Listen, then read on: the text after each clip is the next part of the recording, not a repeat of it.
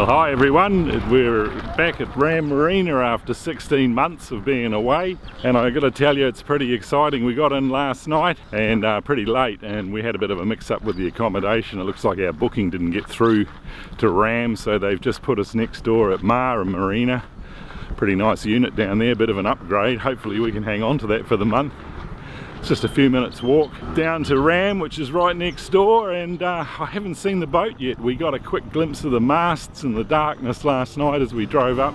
I'm Stuart and this is Zaya.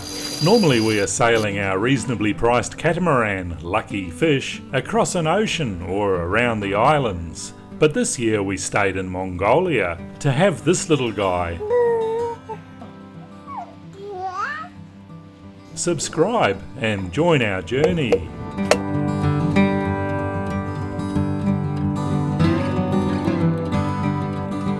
Yeah, pretty excited. 16 months is a long time to be away from your boat.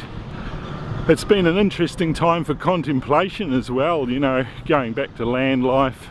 Those of you that have followed our story would recall we left Guatemala last year pretty broke after having a ball. So we've replenished the kitty, sort of. We're still working on a shoestring, but that's life.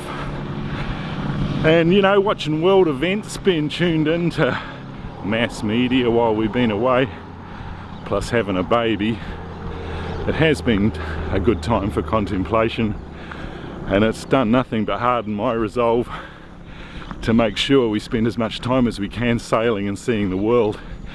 As far as I'm concerned, I think Zaya feels it too, is that's the best thing we can give Leo. You know, he could get an education in a private school, end up in some corporation climbing the greasy pole, but really, you know, compare that inward looking life to life of a sailor. At least if we can give him that, you know, where he's got an imagination that spans the globe, he can wrap his arms around the world, put his fingertips on foreign ports, at least in his imagination, be connected to the world, and then, you know, one day follow his dreams and arrive in those destinations and live it. I can't think of anything better. But anyway, next stop's a boat, about a couple of 100 metres away now, so we'll talk again in a minute.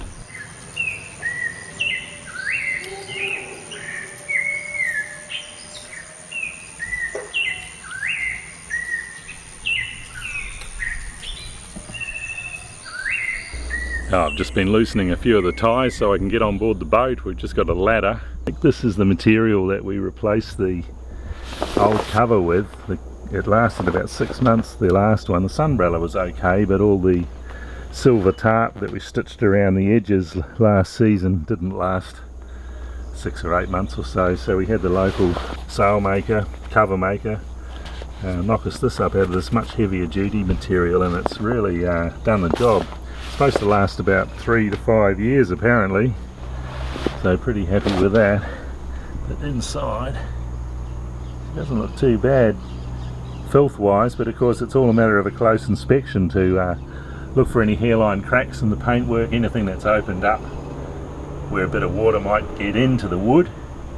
These are the places we have to look for and get onto them quick smart, but I'm not seeing anything major. I've just been around the outside of the hull, couple of minor hairlines in the paintwork, but as I say, if we get onto them fast, they don't become big problems. This is the thing about Wharrams and any timber boat, as long as you you know, attend to them regularly. In this case 16 months is probably longer than I would have liked, but it's a very good opportunity to see in this really harsh climate, probably the worst you could expect. I mean, high humidity, lots of heavy torrential rain in the wet season.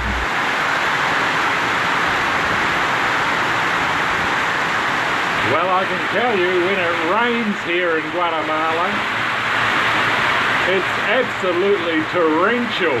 Just listen to that.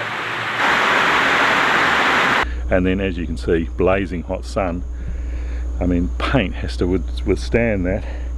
And luckily Dan, who built the boat, used probably one of the top quality paints, 2-pack International Industrial Paint, 990 it's called. Plus a good coating system underneath as well, all epoxy. And look, just look at this rope here, these bits of string that they've used to you know, tie the cover down with. It's just, the UV's just destroyed it, but the paint has to withstand that sort of punishment. So yeah, very happy to see that that things are generally pretty good. Alright, so I've just crawled inside now, and let's go and take a look at the boat. I'm going to open this hatch up. We've had fumigation in here, so I've got to leave that open for quite a few hours today and let the gases get out. It's a dehumidifier bucket there, full of water. I think we replaced them one time, if that. And I'm just looking in there, I'm not smelling anything in the way of mildew. You can see the paint works clean as. Yeah, a lot to be said for a clean paint finish rather than fabric interiors on cabins, particularly in this climate. I mean, I'm pretty happy with that. Look at the underside of this hatch here.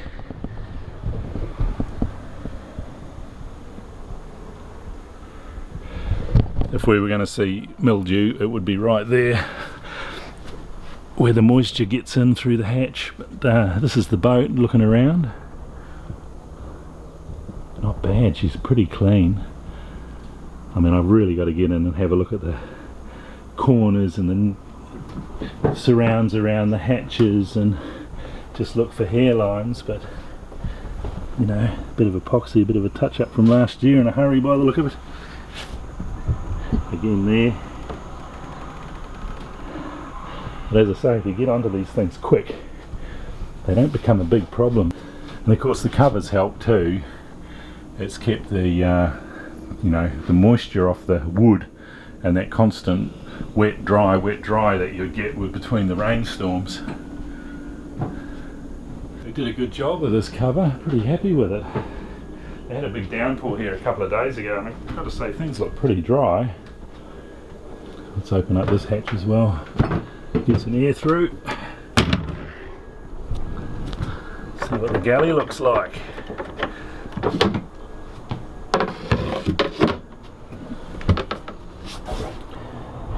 How's she look? Not bad. Again, I'm not seeing any mildew on the paintwork. How about the ceilings? Oh, I can smell the gas in there. I'm not going to breathe that. It's pretty toxic stuff.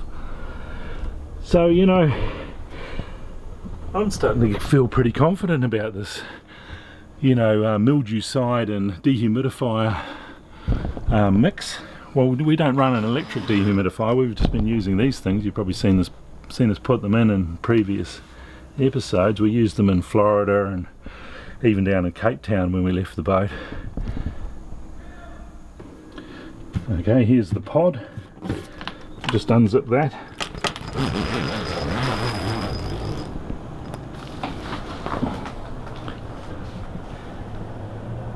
Look at that, that's not bad. I'm not seeing any mildew in this either. Bit of dirt over there, but that's not mildew. Ceiling, I mean, that's bloody great. Certainly pretty happy. So far, so good. Not that the mildew is a huge problem on paint, you just wipe it off, but it just goes to show the boat's climate-wise has been fairly controlled while we've been away. And that's probably the big battle.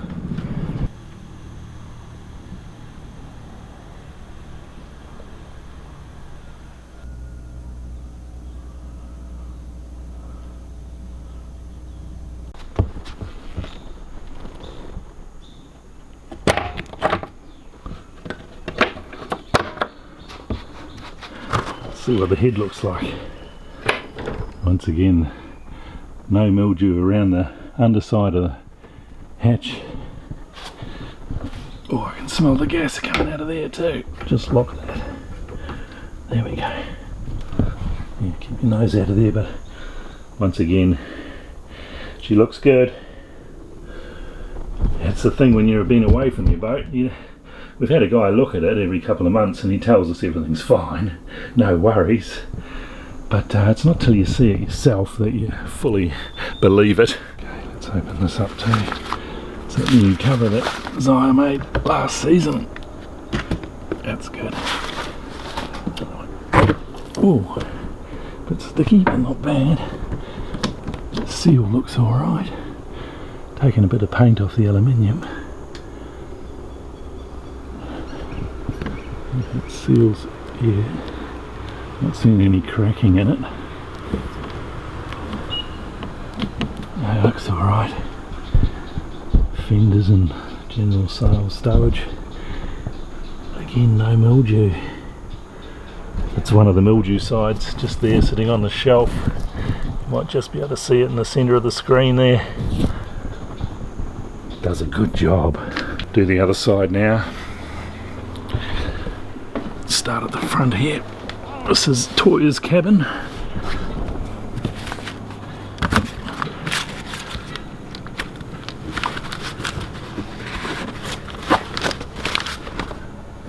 Oh, frog. Oh, lizard, gecko. How'd you get in there? Oh, he was on the outside of the seal, that's how. Oh, sails look good. Cushions all okay. Zaya is going to be very happy when I bring her the news. She stayed back in the cabin with Leo this morning, catching up on sleep. Let's open this other hatch.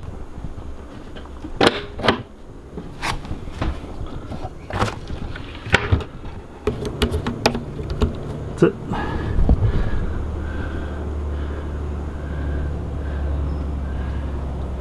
First aid kit with a few out of date medicines in there now. Fore hatch over the fridge in the galley.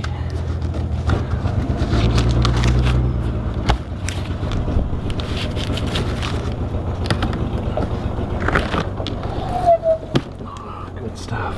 It's the tacker cat down there all packed away and the little outboard engine for it. Fishing gear. Zaya will be chomping to get out again. Alright. Okay, just the lazarette and the aft cabin and the starboard hull now. That's got that one. And there is the electrics, controllers and so forth for the what and see in the wind jenny. But again, not seeing any mildew. Pretty happy. Well, day 2 here on the hard stand. It wasn't a bad day yesterday. Got a bit done, opened up the boat and inspected the hull and all the paintwork. Found a few hairline cracks, nothing major thankfully. So that's one job to go on the list. A little bit of repair work, remedial action before these things get any worse. It's also noticeable in the last few years where we've done the same thing with little hairlines when we've seen them at Grenada and in Florida. As long as you get onto them annually, they seem to stand up very well to the repair work. I've had a look at the old repairs and they're just fresh paint and looking good. It's really hot here. We had a good old rainstorm this morning and it's really built the humidity up now the sun's up. I've just removed the back cover off the boat.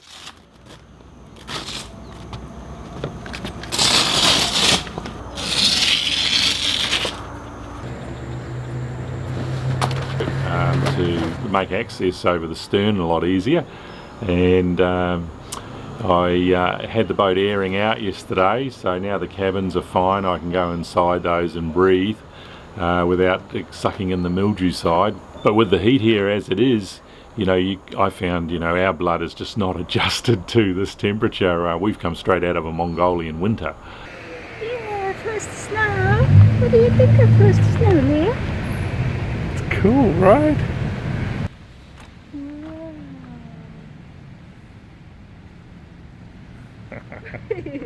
Yesterday was really tough. Today I'm still feeling it. I think it's going to be another 2 or 3 weeks before our blood thins out and adjusts to this local climate.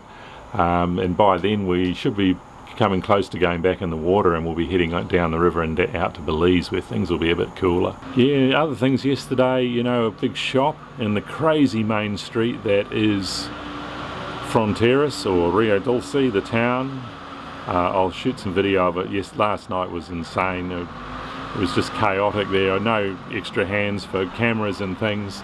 You're busy just minding your own life. You've got trucks going this far away from pedestrians, in and out of shop. Very busy place. But yeah, I certainly will get a bit of video of that. Well, this is the crazy bridge over the Rio Dulce. It must have been a big day when they opened it, because it connects the southern half of Guatemala. It's quite a spectacular bridge. Got views all round down the Rio Dulce there. Sailing boat going under the bridge as we speak.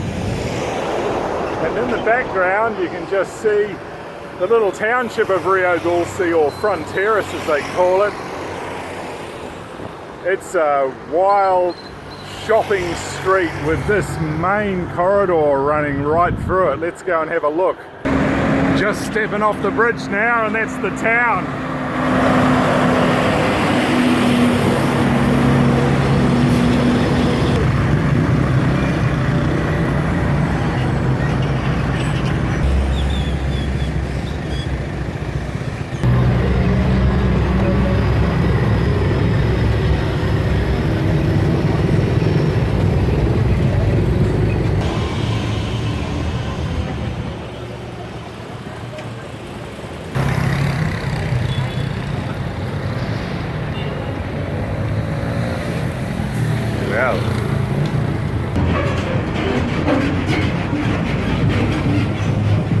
It's like the town planning was left to the shopkeepers and the truck drivers to fight it out, and I think the shopkeepers won, but the other losers are the pedestrians who get squeezed in the middle.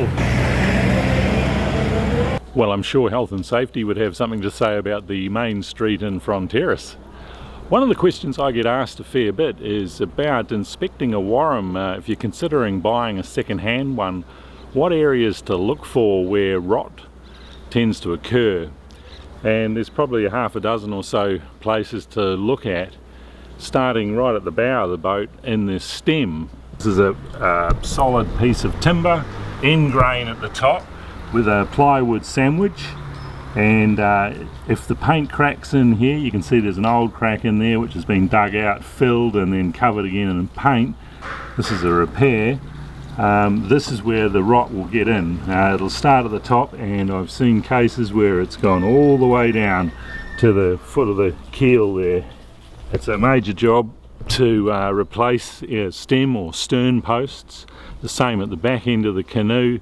The stern post, similar arrangement, and you have to be deadly careful of cracks in that, otherwise you'll have the same problem, even compounded there, because you've got the rudder gudgeons as well. So that brings me to the second area where you need to keep an eye open, and that's those holes that are drilled into the rudder. Those need to be sealed well with epoxy, preferably with an epoxy sleeve, to prevent any water ingress.